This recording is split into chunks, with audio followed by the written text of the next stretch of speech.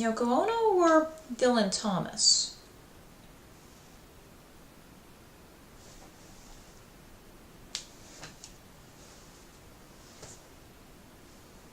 Fuck.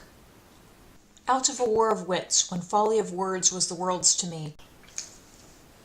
I'm about 90% sure that whatever it is he's trying to say, world should not have an apostrophe in it. The problem is, since I'm not 100% sure what the hell he's saying, I can't definitively say he's wrong.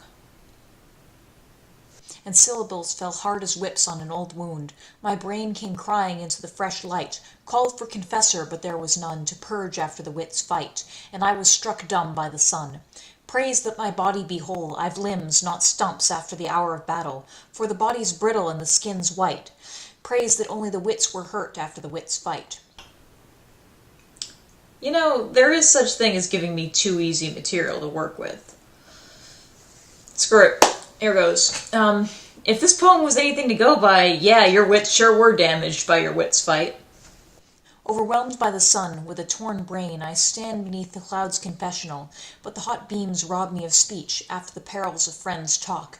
Reach asking arms up to the milky sky after a volley of questions and replies. Wait, the perils are reaching up to the asking sky? Not, you or some aspect of you?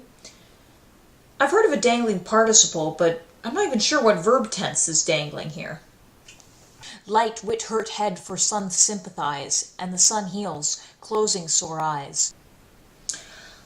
I understand that as the kind of pasty-faced nerd who has a channel on YouTube about literature, my opinion on this may be a bit biased, but, that is bullshit.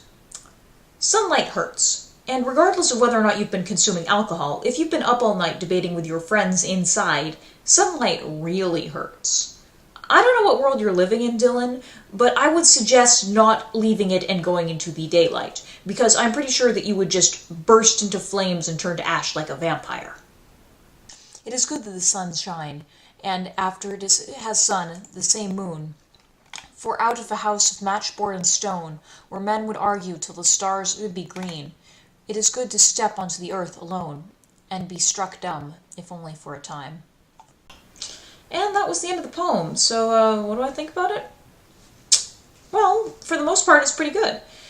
There's a nice mixture of classical imagery and some free verse elements. The rhyme scheme is subdued, but it works pretty well. He manages to take that metaphor of a battle of wits being an actual battle, and, he doesn't really do anything new with it, but he does keep it subdued enough to be kind of interesting and playful. It kind of reminds me of that bit in The Rape of the Lock, except it's very much in the background, particularly with the tongue-in-cheek elements. My biggest problem with it is probably the last 4 lines. You see, he's captured the idea of, being in an argument with your friends about some stupid philosophical topic long enough that your head hurts pretty well. I think we've all had that experience, and he does manage to convey it nicely. My problem with it is that he then goes ahead and says that, we shouldn't do that too much, we should get back to nature, and, well, the preachiness is, again, pretty downplayed, so it's not that annoying. There is something of that Walden Pond, better than thou, Thoreau-ish quality to this. We all know that Dylan Thomas has had arguments like this, and we all know that if he were talking about it in, like this, it probably means that he's going to have plenty more. He probably shouldn't be saying that he's above them. Anyway, feel free to like, comment, and subscribe. I hope you enjoyed this video. Ciao! You're so unhip when you say Dylan. He thinks you're talking about Dylan Thomas, whoever he was.